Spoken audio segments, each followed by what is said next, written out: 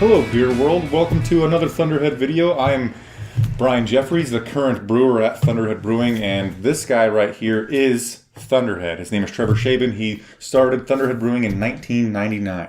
We're going to try something different today. We're just going to record this straight through, and you can bleep out the words later. Words. Yeah, it's pretty base humor. Okay, so we're going to make a video about Pilsner, Schabens Pilsner. And what should we talk about? Well, how about the history of Pilsner? Well, the Germans discovered lagering in the 1500s on accident. And they kind of started making Pilsner-type beers around that time. And a monk stole yeast from Germany and took it to Czechoslovakia, so Bohemia. And the Bohemians started trying to make lager. And for 150 years or so, they didn't really have that good of luck. And they decided to hire a brewer from Bavaria, so a southern German brewer, to come and show them how to use lager yeast. And the southern German brewer thought he was bringing like breakthrough technology up to him. And he got there and he found that they already had lager yeast, which he didn't know where they got it from. But they had light water, they had caves, they had the stuff there to basically make the kind of beer he was used to making. He brewed the first batch of it and brought it out, and it was just so completely different than anything they'd had there before. They had brown beers that were hard to see through, and this beer came out light and clear. You could see the other side of the glass looking through a glass, and it just blew everyone's mind how cool and clean it was. So it's a really old beer style, and in terms of the craft beer industry in Nebraska, especially, Thunderhead's pretty darn old. How old is Schabens Pilsner, or like the beer that became Schabens Pilsner? Well, we started out making it as Hard Ass Henry's Permanently Pissed Off Pilsner, but we've done a lot of style change or process changes along the way as we got new equipment. We could do things that I thought would make the beer better, and kind of has proven to be true. And then we named it Schabens, I don't know, 3 or 4 years ago. Once it looked like we weren't about to go out of business, because Schabens, my family name, didn't want to drag it in. Why was it originally named Hard Ass Henry's Permanently Pissed Off Pilsner? That's my dad's name. And one day he came in, he was just being a total beep beep.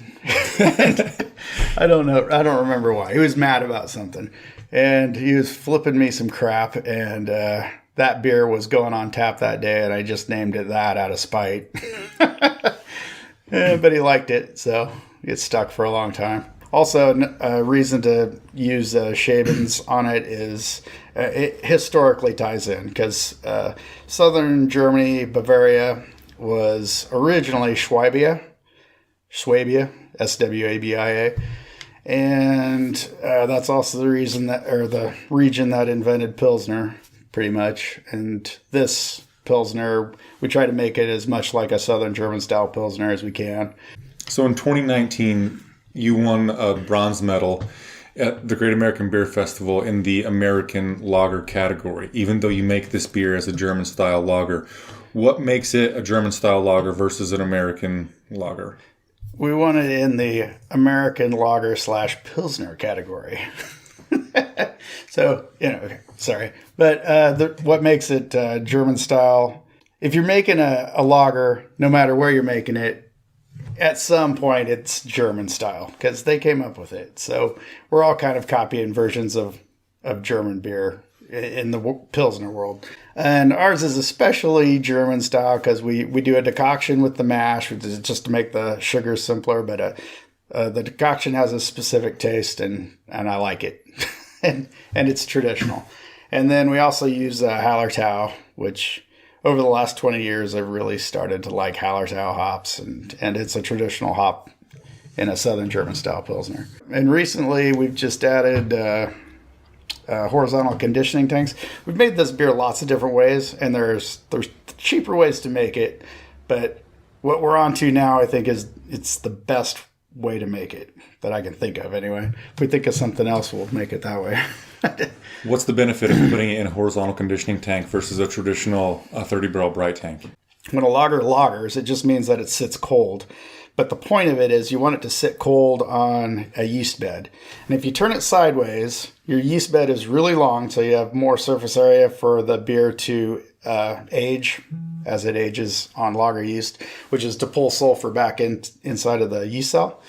And then also you have a shorter overall depth of the liquid, and it clarifies at a certain rate. So since it doesn't have to fall as far, it'll clarify faster. And that way you don't have to filter it.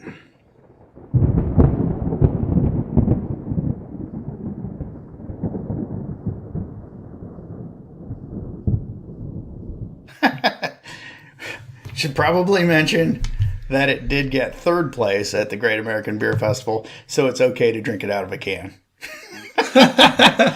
So, if it was first place, you'd really be obligated to pour it in a glass. But since it got third, you could take it fishing. It should be fine. So in a way, third place is better. Third place is better, yeah. Yeah, it makes it more approachable. A little less... hoity-toity. Yeah, hoity-toity. Or pretentious. Shoot. Yeah. A Craftmaster Grand glass would be fine. It doesn't have to be Pilsner if you're going that route. It could be a snifter. You might share a little with your dog. I mean, it's not the first place beer.